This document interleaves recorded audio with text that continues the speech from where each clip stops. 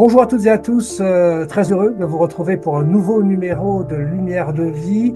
Vous avez été très nombreux à nous écrire et à nous suivre surtout, et nous vous en remercions.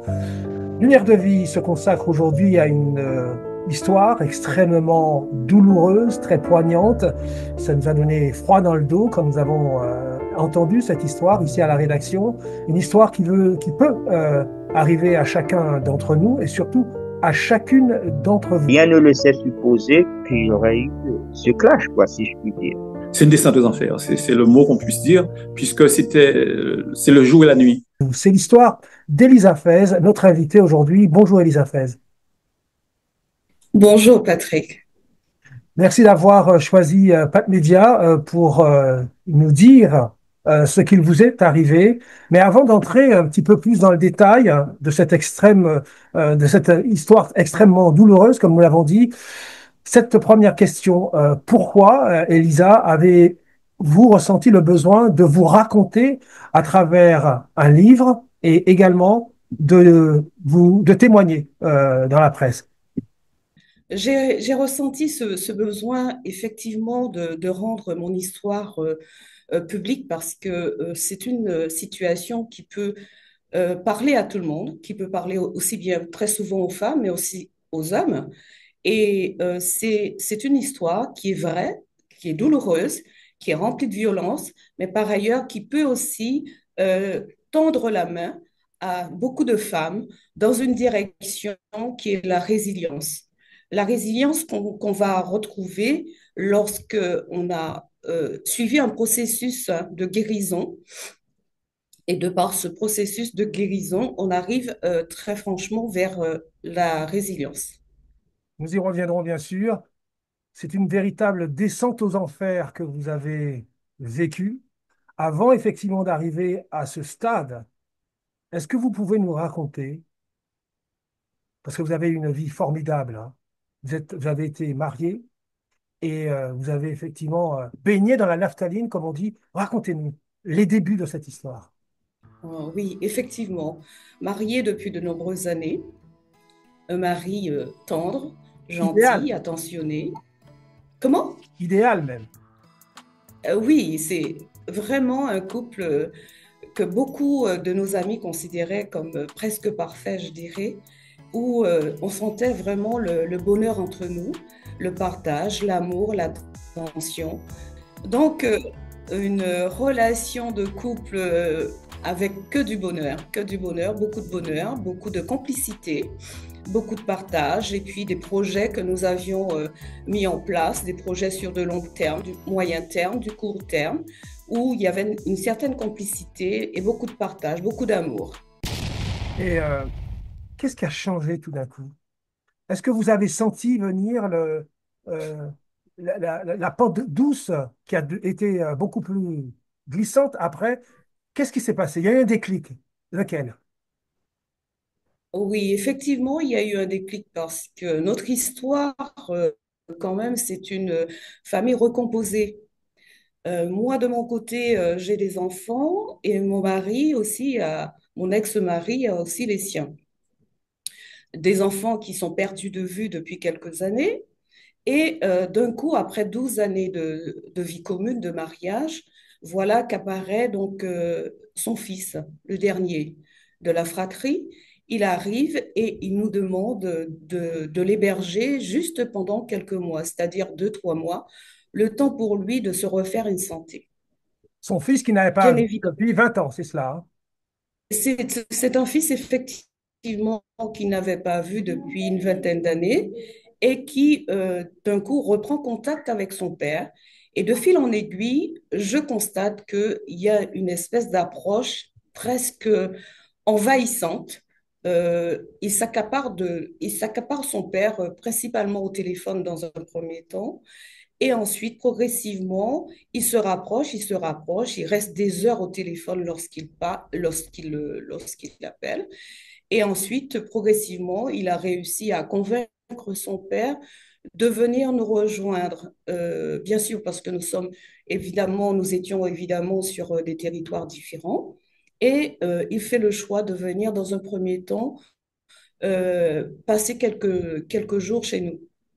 Nous acceptons, moi j'accepte en tant que belle-mère, hein, puisque j'ai aussi ce rôle, puisque ce sont ses enfants, j'étais tout à fait d'accord. Dans un premier temps, nous avons passé de très agréables moments, puisque c'était en fin d'année, et ça s'était très très bien passé, puisqu'ils étaient très heureux.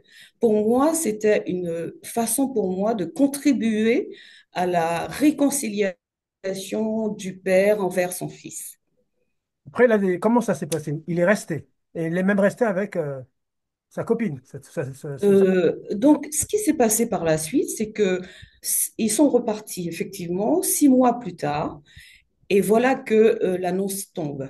C'est-à-dire qu'il nous annonce que il doit se refaire une santé au niveau financier, au niveau de la santé, et que est-ce que moi je serais principalement d'accord à ce qu'il soit hébergé chez nous pendant un court laps de temps, c'est-à-dire 3 mois. Ils arrivent effectivement au mois de juillet, début juillet, ils arrivent. Et moi, entre-temps, je prépare tout pour les accueillir correctement. J'installe tout et je les installe effectivement je dirais, dans leur chambre, dans leur chambre. Ils sont bien installés, bien accueillis, tout se passe bien dans un premier temps. Et dans un deuxième temps, à Ensuite, quel moment ça bascule? oui, oui, dans un deuxième temps, c'est-à-dire que c'est devenu progressif, hein, ça a été très progressif.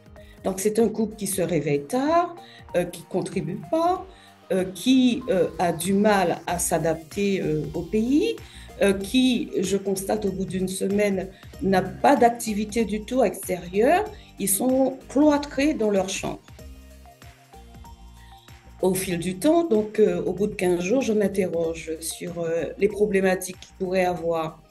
Est-ce que ça viendrait de moi? Donc à ce moment-là, je provoque une réunion, je dirais familiale, et je leur demande si j'aurais fait quelque chose, ou j'aurais eu une attitude, ou j'aurais dû, peut-être j'aurais eu un mot déplacé qui les obligerait à avoir ce type de comportement. Et pourquoi vous n'en avez pas parlé à votre ex-mari? Ah oui, oui, oui, dans un premier temps, bien sûr, puisque on était en complicité. Je lui explique que j'ai un souci, que je me sens mal, parce que j'aimerais bien voir que ces jeunes-là soient à l'aise dans notre foyer. Il vous a répondu Et il me quoi? dit, mais non, comment? Il vous répond quoi, justement? Il me dit, ben, ne t'inquiète pas, ils prennent leur marque, ça viendra.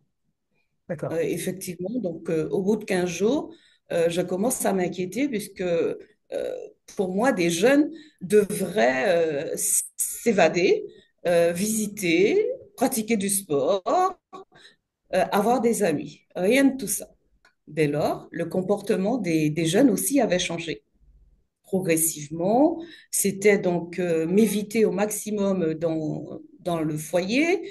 C'était ne pas me parler, donc ne pas me poser des questions, ne pas avoir de relation de communication avec moi. De plus en plus, je me suis retrouvée écartée donc dans mon foyer avec mon mari, qui était donc de leur bord progressivement, puisque le fils s'attardait à tout ramener à son père. Donc, dès D'accord. qu'il y avait une question, dès qu'il y avait une démarche, tout était relié au père. C'est tout, je faisais tout avec mon père, sauf avec moi. Donc, Voilà. bien sûr, vous en parlez de façon assez, avec la distance et le travail que vous faites sur vous-même, on en parle dans quelques instants, Oui. mais ça a été de la violence, Elisa. Racontez-nous. Ah, mais avant, effectivement, vous nous avez fait parvenir une vidéo, parce que vous avez été en quelque sorte un peu séquestré quelque part, en tout cas enfermé dans une pièce, c'était votre chambre. Comment tout ça est arrivé? On regarde la vidéo et on en parle après. Moi, je vais appuyer Emmanuel dans sa plainte. Ah bon? Parce que ça met sa vie en danger. Tu vas l'accompagner dans sa plainte? Absolument. Ah ouais? Ah ouais? Mise en danger de la vie d'autrui. Inès, tais-toi, toi. Inès, Tu n'as pas à tais-toi. dire à Inès de cette terre. Elle parle comme elle veut. Toi, tu n'as rien Tu à vas dire. finir au tribunal et tu vas payer ça. Toi, tu n'as rien à dire. Oui. Est-ce que vous pouvez nous décrire ce qu'on vient de voir? C'est d'une extrême violence quand même. Oui, en effet, c'est-à-dire que au bout de quelque temps, puisque après cette réunion, j'ai constaté que la situation se dégradait progressivement et progressivement, moi-même, je suis rentrée dans une situation de maladie où j'ai été quand même assez atteinte psychologiquement et donc progressivement, effectivement, euh, je ne pouvais plus tenir. Voilà, j'étais à bout puisque mon ex-mari ne m'entendait plus. Les jeunes composaient uniquement avec mon mari, donc j'étais complètement exclue en fait, du fonctionnement du foyer.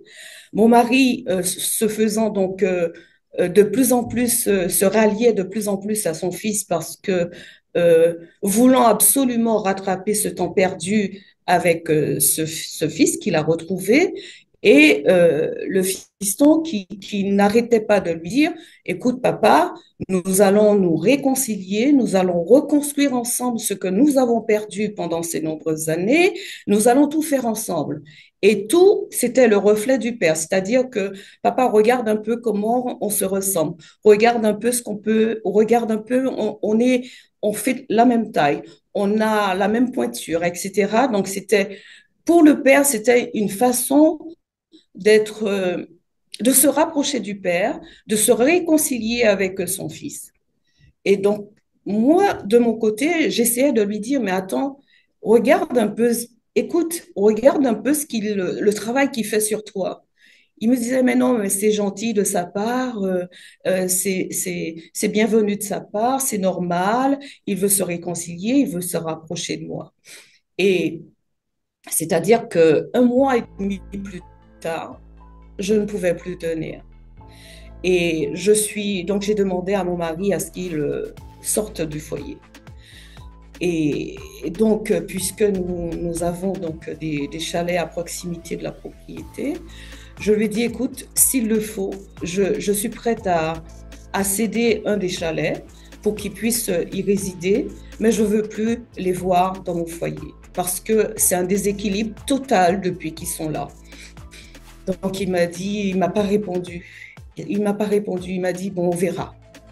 Et effectivement, à ce moment-là, j'ai senti que j'étais complètement dépassée. J'étais complètement démunie, je ne savais plus quoi faire.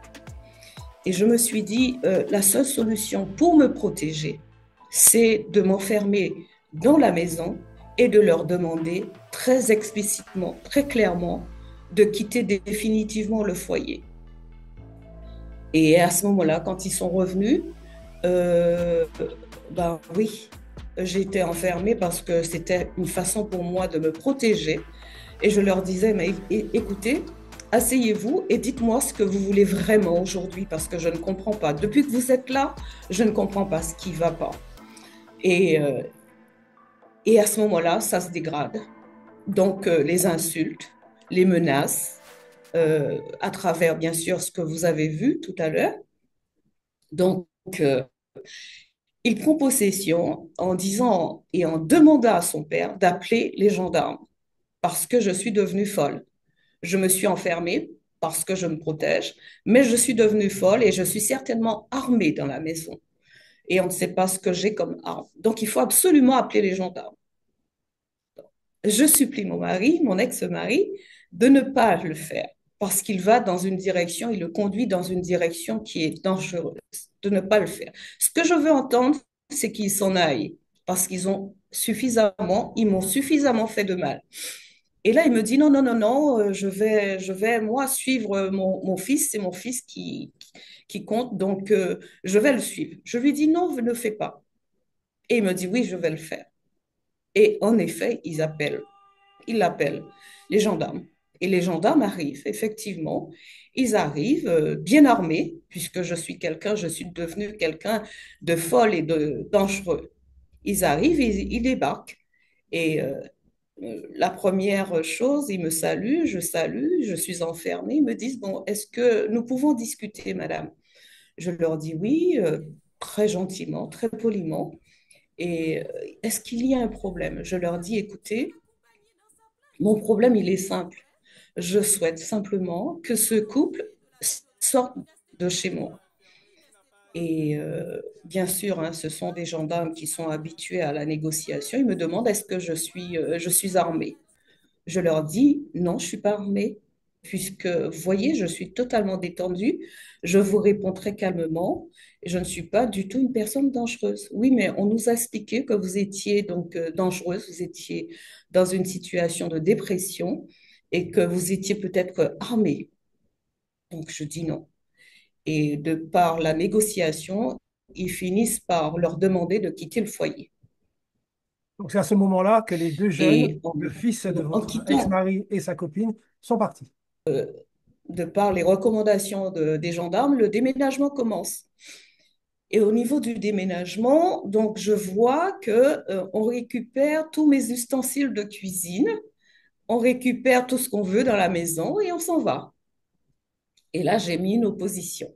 Je mets une opposition, on se, on ne m'écoute pas, on n'écoute que mon ex-mari. Est-ce que vous avez imaginé à un moment, Elisa Faise, qu'il y avait un complot, à un moment Il y ou à un autre, avait un complot, quelque chose de prévu entre votre mari et son fils et sa belle-fille contre vous?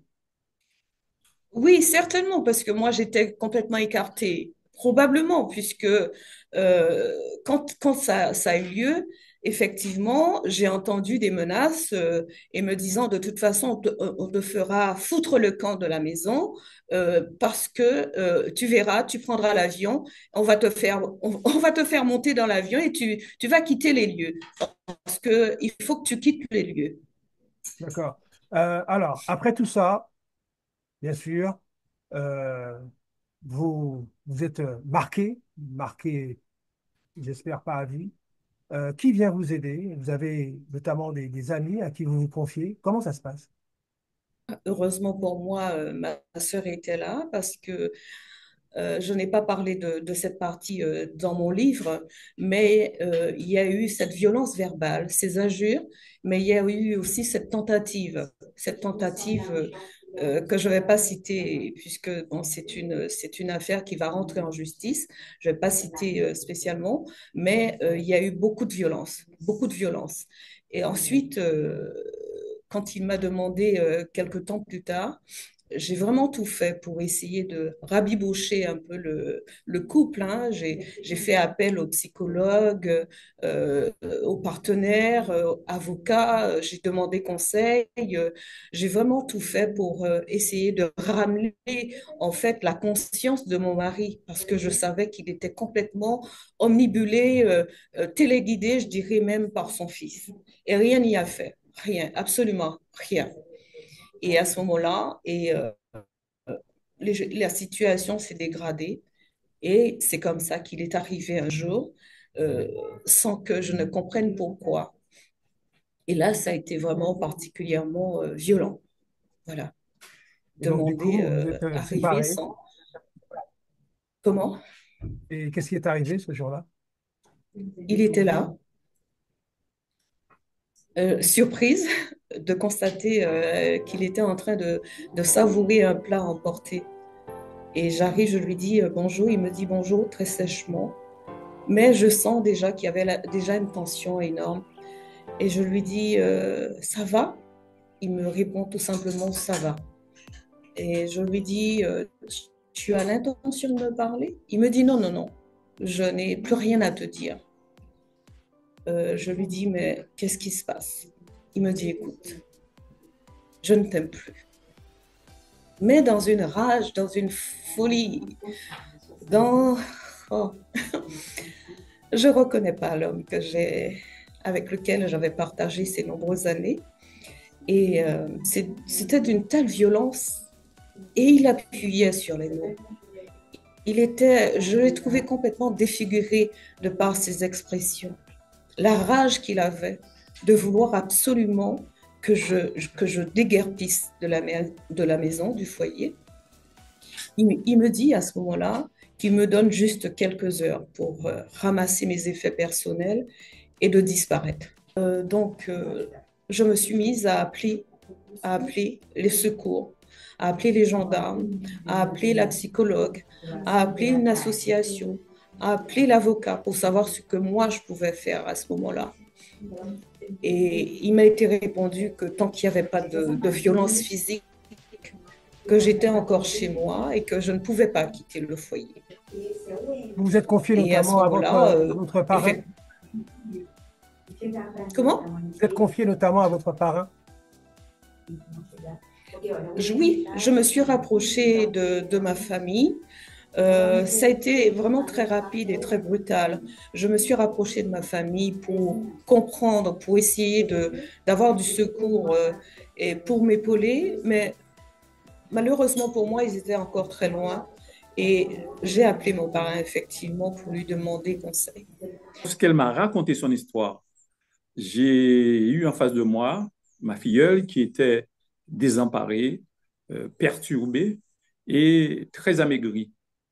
Donc, j'ai été très surpris de la voir dans cet état, puisque je la connais quelqu'un d'enjoué, avec un optimisme dans la vie. Mais là, c'était vraiment une descente. Et Surtout j'étais quand très choqué. surtout quand vous connaissiez aussi son ex-mari, parce que vous avez été témoin à son mariage. Oui, j'ai été témoin de leur somptueux mariage. C'était un très grand mariage qui s'est déroulé à Sainte-Lucie. J'ai fait le voyage et ça s'est très bien passé. Et je me disais que là, enfin, elle a trouvé chaussure à son pied et que tout allait bien se dérouler puisque c'était un coup presque parfait, comme on dit. Ouais. Et grande fut ma surprise lorsque j'ai appris de sa bouche ce moment difficile qu'elle a dû vivre. Donc, pour moi, c'était important de la soutenir, de trouver des mots forts pour qu'elle puisse pas sombrer et pour qu'elle puisse sortir de cette situation. Donc, pour moi, je devais l'aider avec des mots, de l'accompagnement, une présence, l'écoute. Donc, j'ai essayé de faire au mieux et je pense avoir être arrivé. Alors, selon nos informations, elle a passé plusieurs jours chez vous. Elle s'est réfugiée carrément auprès de son parrain. Et vous avez tenté de joindre son ex-mari. Comment ça s'est passé? Racontez-nous. Donc, une fois qu'on discutait à la maison, je lui dis, mais en fin de compte, j'ai ta version, j'aimerais bien avoir sa version, puisque qu'un n'entend qu'un son, n'entend qu'une cloche. Donc, je voulais savoir précisément qu'est-ce qui s'est passé précisément, ce qu'il en était. Et j'ai essayé de l'appeler une fois en sa présence à deux reprises, ça n'a pas répondu. Et une autre fois, j'ai essayé de l'appeler en son absence et silence radio. Après, donc, votre parrain est également des amis, bien sûr. D'ailleurs, on va écouter un autre, un autre ami à vous de très longue date qui a essayé de vous porter un soutien un moral. On l'écoute et après on continue votre histoire. This is Pat Medius. Je crois en avoir discuté avec vous. Vous êtes croyant, donc vous lui avez aussi apporté une spiritualité. Hein. Je pense que oui. Bon, c'est des mots que, bon, j'allais dire qui venaient du fond du cœur, qui sortaient et ce que j'ai pris tout de suite, comment dirais-je, comme si c'était un problème à moi D'accord. aussi. Parce que Donc, vous je avez lui ai vécu fait part vous-même, de mes ressentis. vous avez vécu vous-même des difficultés. Oui, effectivement, j'ai eu une période difficile et c'est à partir de ce moment que, bon, par l'intermédiaire d'une sœur à moi qui me l'a présenté et que nous avons échangé. Elisa a été là aussi pour vous. Exactement, c'est vrai.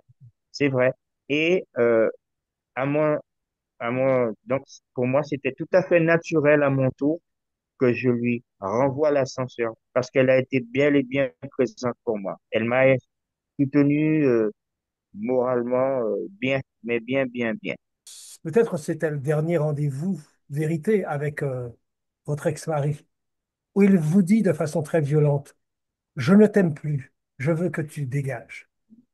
Qu'est-ce qui s'est passé?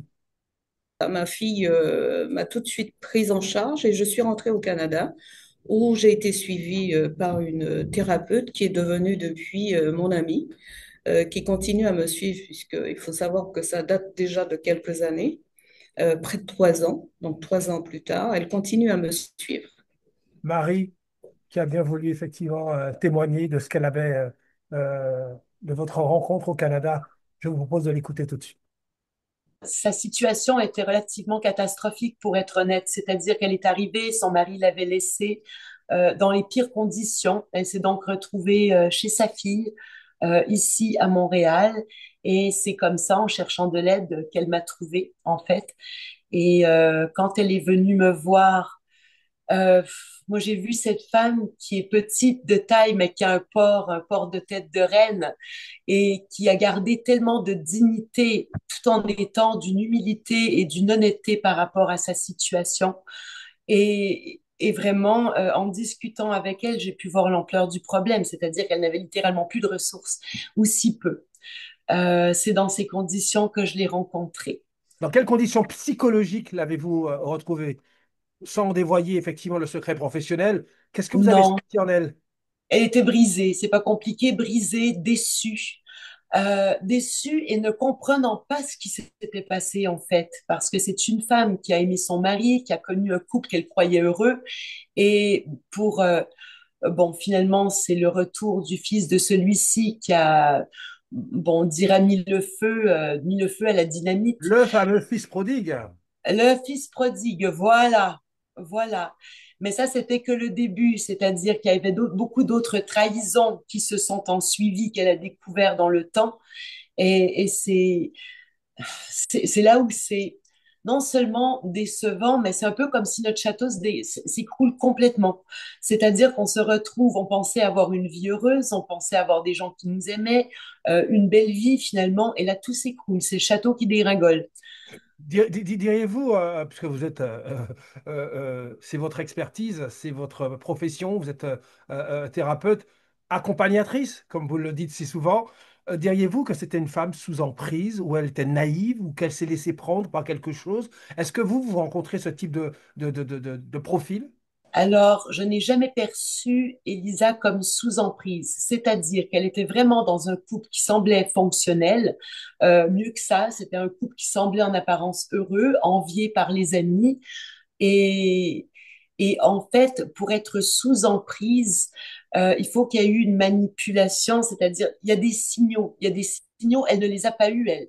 C'est peut-être après coup, des fois on remarque des fausses notes, on remarque euh, des comportements, mais c'était comme ça qu'elle vivait, c'est-à-dire qu'en aucun cas je n'ai vu le profil de la personne sous emprise en Elisa. C'est vraiment une femme qui, il y a eu un déclencheur et je ne pense pas, une personne sous emprise, c'est pas la même chose. Ouais, C'est tout à souvent une fait. personne qui est pas nécessairement naïve, mais qui ne voit pas certains aspects, alors qu'elle a toujours eu l'œil très vif sur ce qui se passait autour d'elle. C'est-à-dire qu'à partir du moment où la situation s'est désagrégée suite à ce fameux retour du fils, elle a été alerte rapidement. Elle a tout de suite dénoncé la situation. C'était un facteur nouveau qui a mis, en fait, qui a tout simplement Le feu aux poudres. bah, tout à fait, tout Et à en tant fait, que thérapeute, comment vous l'avez accompagnée? Parce qu'aujourd'hui, il y a une résilience, il y a quelque chose qu'elle fait, notamment tout à dans le fait. livre, et qui est exceptionnel, cette envie et cette possibilité de parler aux médias. Comment l'avez-vous accompagnée en quelques mots, très rapidement? Bah, je dirais que dans un premier temps, la première chose à faire, c'est qui sont les amis? Qui sont les amis et qui sont les personnes soutien? Or, il s'est trouvé que sa sœur pouvait la soutenir. Donc, c'était pour elle une meilleure chose de repartir dans son pays. Et effectivement, elle a reçu du soutien. Ensuite, elle a dû démêler le vrai du faux, c'est-à-dire qui sont les amis, qui sont les ennemis. Parce que là-dedans, il y avait énormément de personnes qui étaient impliquées. Donc, je pense qu'elle a bien fait, elle est allée chercher du soutien, c'est-à-dire de ses proches, ceux qui lui sont restés fidèles dans l'histoire, parce qu'évidemment, quand un couple se sépare, on sait très bien qu'elle est partisan du mari d'un côté, les partisans de la femme de l'autre.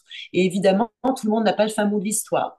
Donc, certaines personnes avaient été manipulées aussi, c'est-à-dire que plusieurs personnes ont eu la version de monsieur, mais pas la version d'Elisa. Alors, c'est sûr que là, il a fallu faire vraiment départager le vrai du faux. Ensuite, et ça, Elisa le savait très bien, il y avait une question de temps. C'est-à-dire qu'un deuil, une reconstruction, ça ne se fait pas en une étape, ça se fait en plusieurs. C'est long. C'est un grand processus. Elle avait des démarches administratives, légales, dont qu'elle devait prendre en charge en à côté. Ce qu'elle a fait, franchement, je dois Main de dire maître. Elle a été extraordinaire, sachant être humble quand c'était le temps de demander de l'aide de ses proches, mais sachant également être ferme quand ça a été le temps de passer à travers toutes les procédures administratives, légales. Ça a été vraiment un travail étape par étape.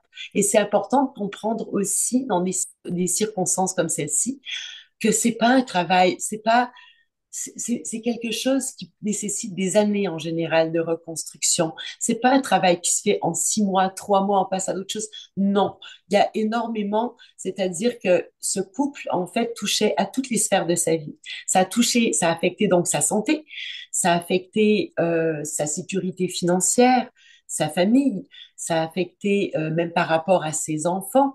La dynamique familiale, ça a été son travail. Toutes les sphères de sa vie ont été affectées. Alors, dernière question, et je vais vous demander de faire court.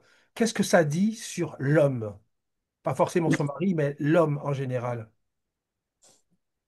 En fait, si l'homme disait simplement la vérité parfois, parce qu'il peut y avoir une certaine lâcheté, la même situation aurait pu être tellement plus simple s'il y avait eu cette fameuse discussion calme, simple, pour dire voici où j'en suis, et que chacun tienne compte en fait, soit respectueux un envers l'autre. Or, ça n'a pas été fait du côté de monsieur. Et c'est important, même dans une rupture. Si, par exemple, c'est une rupture qu'il souhaitait, un couple, c'est à deux, mais la rupture devrait se faire à deux également. This is Pat Medius. Est-ce que vous vous êtes vraiment remise de cette histoire?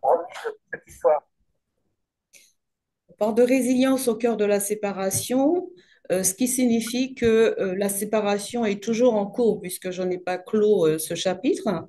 La résilience, puisque c'est la reconstruction, deviens une nouvelle femme avec toutes ces ambitions que j'avais mis en sourdine, une ambition qui me permet maintenant de me reconstruire et de devenir une femme encore plus forte que je ne l'étais ailleurs, enfin avant.